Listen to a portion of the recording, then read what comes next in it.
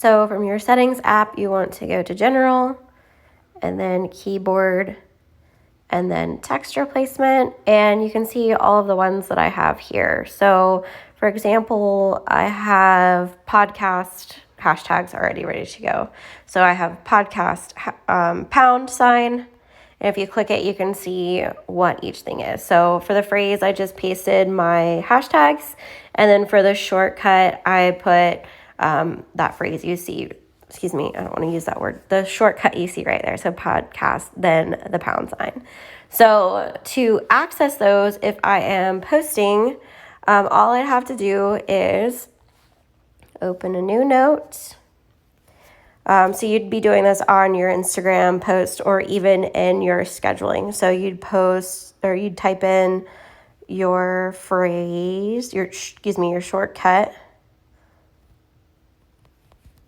So that was mine. And you see how my suggestions popped up in the middle. So I just click that and it would populate them for me.